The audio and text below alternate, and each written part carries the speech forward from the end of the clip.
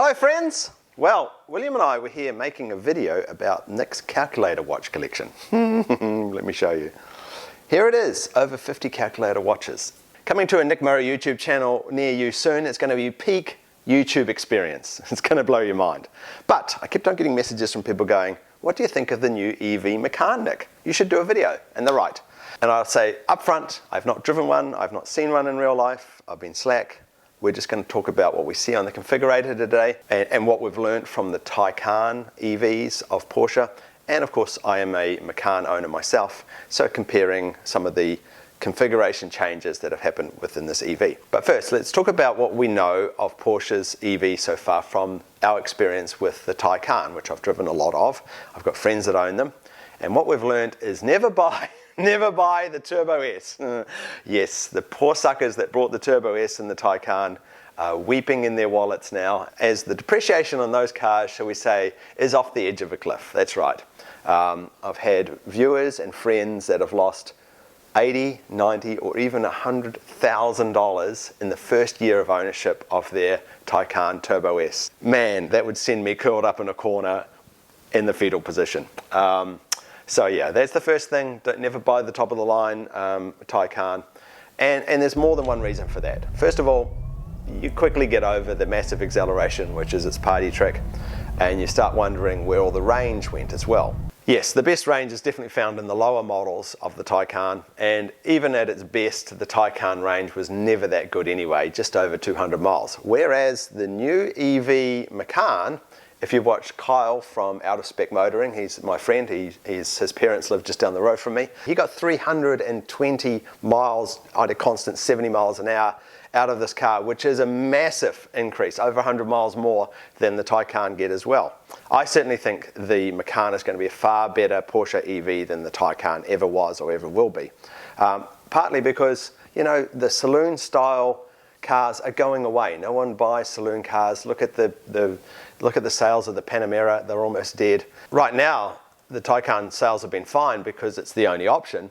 Introduce another option, particularly a SUV option, and I think everyone's going to pick this car. Plus, it's priced so much better. So you're not going to see that massive depreciation that you see with the Tacan. You know, a Tacan Turbo S can be $250,000, whereas the top of the line right now, the Turbo in the Macan, we'll configure one out, but yeah, the base is $106,000. It's half the price, less than half the price. So you don't have so much space to depreciate. Plus, I think there's going to be a better second-hand market for small SUV EVs than there is going to be for saloon car luxury EVs like the Tacan. So yes, I think it's okay to buy the top of the line Macan. If you're buying one of these, you should configure your car in both models to see how much they end up as, because when I did my configuration on the base model, the 4, it came out to only $8,000 less than the Turbo. So you might as well spend the extra $8,000 and get the more powerful, fancier model. Interestingly, the base model was called the 4, the Macan 4. Finally, Porsche probably looked at me and went, nah, look what Nick did. He stuck a 4 on the back of his Macan because it's an all-wheel drive. We should do that to all the SUVs. So there you go, trendsetter. The only other thing that I would say before we jump into the configuration is that these cars are a little larger. 2 inches, that's 2 inches there, 2 inches there, 2 inches longer and wider, and a 3.4-inch longer wheelbase. And now I'm a man who knows what 3.4 inches looks like, and it's a reasonable amount. I'm hoping that one of those inches goes into the back seat. That's the biggest complaint I have with the size of the current Macan, is that the back seat's just a little bit tight. 1 inch more in the back seat would really make it easier for families. Not that I'm a family guy, but when I have people in the back seat, yeah, it's a problem. Anyway, let's jump into the configurator and have a look at the Turbo Macan, and we'll do a little bit of a chat about what's different about the EV model. And starting with the overall looks, I think it's a reasonably handsome car for an EV SUV. There's some ugly ones out there. Tesla Model X, not looking at you. Yikes. But I don't think it's as good looking as the current Macan. Maybe I'm biased because I own a current Macan, but one of the great things about the current Macan is the front end is one big scallop shell single piece, and it's so complex and so beautiful. It has really set the Macan aside in styling since 2015, and that is gone on this car. The other thing is it's got the ugly Tacan headlights. Not a big fan of those either. And in the rear end, let's have a look at the rear end. Round we go. Yeah, not too bad, but once again, you know, the rounded edges of the current Macan is so much better looking, I think. But yeah, let's not run it down too much. I think it's still a fine looking car. Certainly, I think it's better looking than the Tacan, and I think I'll get used to the looks in time. As for the base colors, white, black, jet black, volcano gray, silver, and gray metallic. If you're buying your Macan in any of those colors, you're dead inside. I'm sorry, it's just the way it is, because there are some fantastic colors. Starting with frozen blue metallic, I think that is such a beautiful blue, sort of like an eggshell blue, beautiful. Papaya metallic, I've said it before, that when you see this in real life, it is such a standout color. It's so beautiful. Nobody is buying it. It's been out, what, for 2 years now, and the Macan, no one buys it. I don't know what's wrong with you guys. Oh, I'm missing Providence. Providence is a purple, light purple. I think that's too much for most people, but I think it's a cool color. And of course, genital blue, quite conservative color, but still quite a bright color. I love it as well. But down in the Legends column, we've got some really nice colors. Aventurine gray / green is an okay color. Ruby, copper ruby metallic, so gorgeous in real life. And oak green metallic, oh my God. Why wouldn't you get this color? It is amazing, look at it. Yes, if I was buying my EV Macan today, which I'm not, by the way, I'll wait a year or so, that would be the color. I mean, just so good, so nice, right? Now, wheels is an interesting topic with the EV Macan. If you look at the configuration of the standard turbo Macan wheels, you'll see they're quite small, 235 on the front. Now, my current Macan is 265 on the front and 185 on the back. My current Macan, I think, is 305s. So, because it's an electric car, the wheels get smaller. And those front wheels are quite small, quite thin compared to the current models. And the wheels are all goddamn ugly. I'm sorry. EV wheels are just so ugly, aren't they? They all look like Tesla wheels to me. And I guess it's because they need the whatever to air friction, blah, blah, blah. Yeah, the only wheels that I like are the 22-inch RS Spider wheels, $3,890. They're expensive, but they look great. But here's what I'll say about these wheels. They are definitely going to have a major impact on the range of this car. Yes, just a small increase in wheel size, and you see a big decrease in range. 10, 15, even sometimes 20% reduction in range. So just keep that in mind if you're configuring your EV Macan. We'll do some tests later on. Other people will do some tests. Almost certainly Kyle will do some tests on wheel sizes, and we'll see that. But that's been reflected in just about every other EV out there. You put decent sized wheels on them, bam, you lose your range. But you've got to look good. You've got to look good. You've got the beautiful green. You've got the nice wheels. We're away. Interiors. Now interiors, I've got, in my current Macan, I've got boring black. And what I'll say about boring black is that it is yawn boring. It is so boring, my black interior. However, it's hard wearing, and I've got a beautiful green exterior, so it sort of balances it out in contrast. Would I do the black again? Totally, because it's my dog car. My dogs are in it. Everywhere I go, my dogs are scrambling around, and the black wears so well, even though I would love to have black and chalk interior, something like that. And of course, they now include a package here somewhere where you can get the green. Where's the green? Black night green, yeah. Although, yeah, I think green over green might be a bit much. There's some really cool interior options. But yeah, I would probably go with a black, just a boring black interior because of the dogs, and then do something with the seat centers to give it some contrast. Yeah, as you turn around here, yeah, you can probably change the seat centers further down. We'll get to that in a minute. And we're on to seats. Comfort 14 ways, 18 ways. Obviously I haven't sat in these, but if they're anything like the current Macans, you can't really go wrong. I know if you want the massage, you have to go for the 14 ways, but the 18 ways were only a little bit more expensive, and both sets of seats will be perfectly fine. I think the 14 ways will wear better because the bolsters are smaller as well. But there you go. You get a heated, vented massage seat, all that sort of stuff. Who cares? Actually, we'll turn this on just to see how much we end up paying. Heated, vented, and we'll turn on massage seats. Silly option.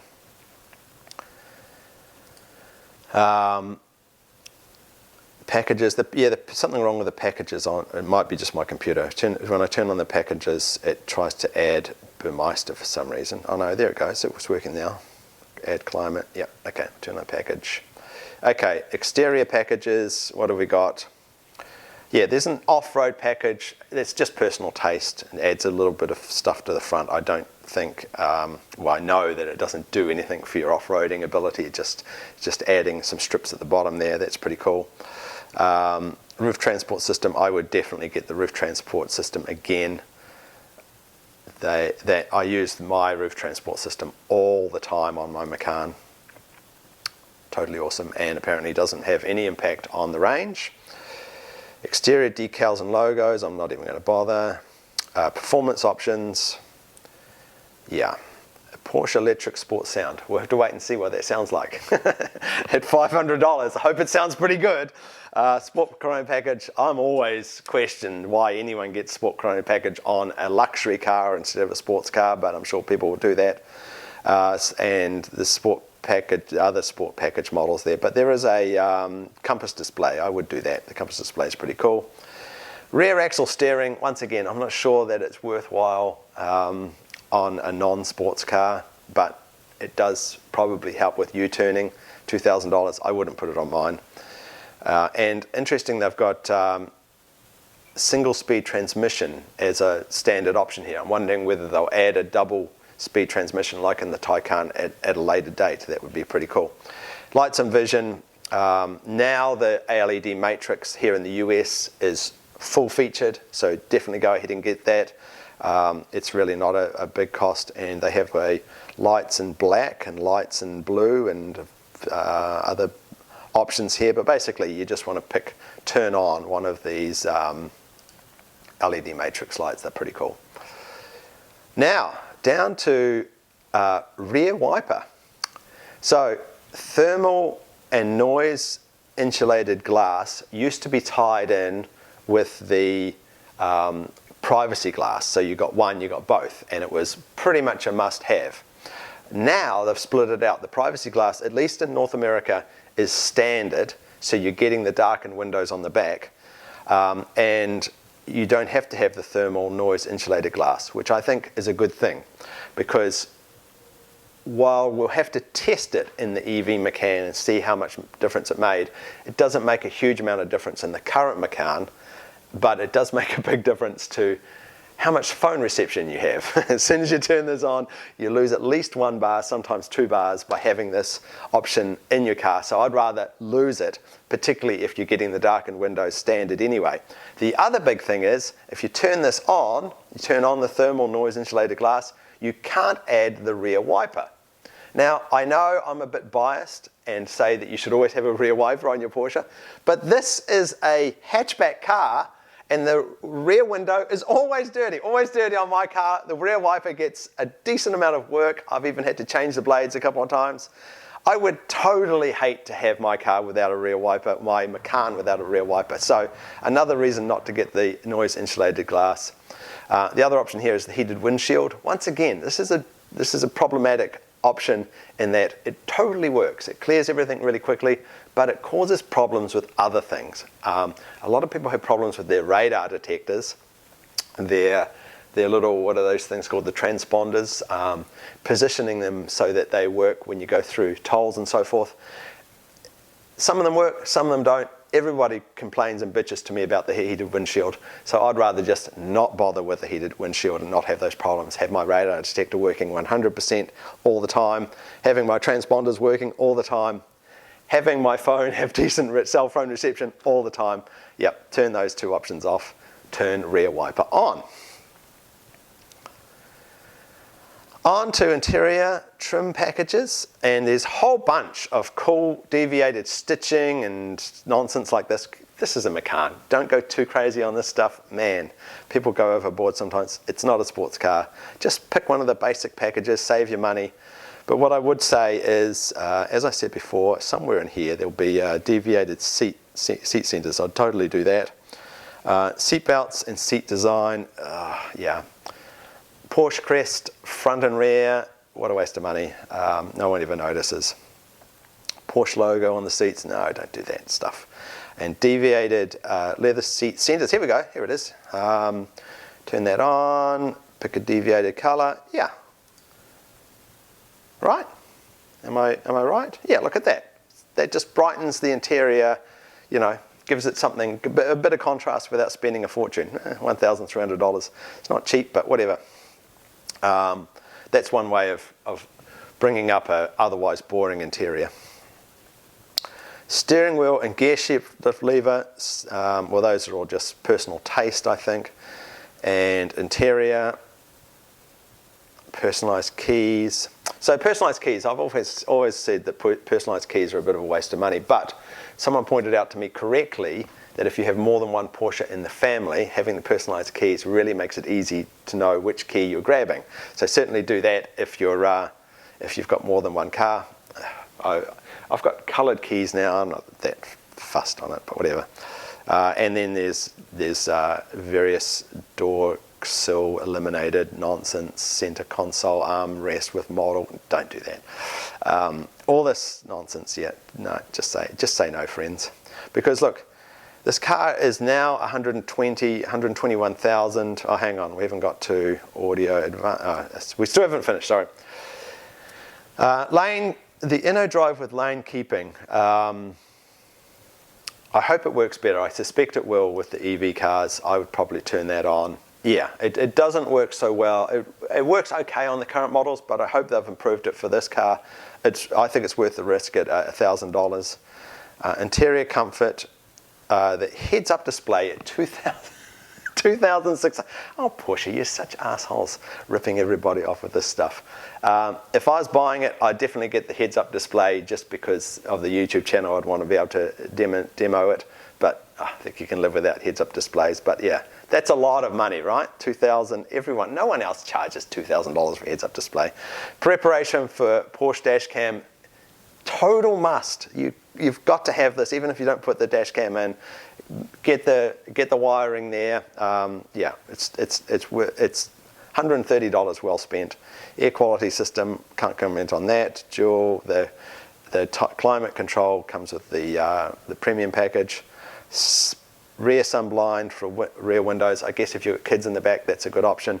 Smoking package, zero. Definitely don't get that. That's just a waste of plastic. And the luggage compartment partition net is pretty cool as well. Personalized reversible mats, nonsense. And finally, audio and communications. So this model comes with the Bose. If you get the model down, you have to spend the money to come with the Bose. If you're really into audio, the cars to get audio in are EV cars, I guess, because they are quieter inside and you could really tell the difference. So if you don't mind spending $5,000, I think you'd really see the difference with the Burmeister, however it's said. But yeah, the Bose is pretty good. I wouldn't waste my money on that. The sports cars, it is certainly a waste of money, but yeah, the luxury cars and the EV cars, you do notice the difference. So yeah, that might be, for those of you that love a good sounding stereo, that might finally be worthwhile. And the passenger display for $1,500. For the life of me, I have no idea why the passenger needs their own display. What a waste of money. And delivery experience, currently just the two US options. So what are we at? 124, which is a lot of money, but what I spend on my car, I've got a Macan S. I spent a little over 80 grand on that, and it was pretty heavily optioned. So this is a big jump up, you know. $45,000 more if I'm configuring this car. However, if you put it in perspective of the other Porsche EV, it's a goddamn bargain. You're getting better range, you're getting probably a more comfortable seating position and less depreciation, and just a better car all round, frankly, for way less than you'd pay for an equivalent Tacan. So from that point of view, it's a bargain. But yeah, it's Porsche. They are going to keep ratcheting up the price on everything constantly because they can, because people want the Porsche badge, they want to show off to everyone that they own a Porsche, and we like the Porsches, the way they drive, etc., etc. People will pay this. And I think when I configured the 4 model with similar options, it was sort of 10 grand-ish less. So I would probably pay 10 grand to get the turbo model in this case. So yeah, pretty cool. What else have I got to say? I will drive one when I can, and I certainly am not going to rush out and buy an EV Macan at this point. I really love my current Macan. It's old, it's 4 years old, but giving no problems. I love the color. Yeah, I do intend to trade it for an EV Macan at some point. I'm not going to get into the benefits and the drawbacks of having an EV car, but for my lifestyle, EV would be perfectly fine. I don't do long road trips. Probably the longest road trip I do is up to Vermont for skiing, and this could totally do that, no problem at all. And I'm thinking about putting solar on my house as well. So yeah, it just makes sense for me having an EV car. I've got I'm not down on EV cars. I don't want an EV sports car, but for a luxury SUV like this, it totally makes sense. But yeah, that's a lot of money, $124,000, a big bump over the $80,000 I paid for my current Macan, but that's Porsche for you. Anyway, I would love to hear what you guys think about the new EV Macan. Do you like the styling? I think it's pretty good. It's a shame it's a little bit too much like the Tacan, but I guess that's their EV styling. And overall, I think it's a great package. I look forward to driving one. I look forward to hearing what you guys think of this new EV Macan. Anyway, thanks for watching as always. I'll get my calculator watch video out very shortly, and I'll see you guys in the next one. Bye then.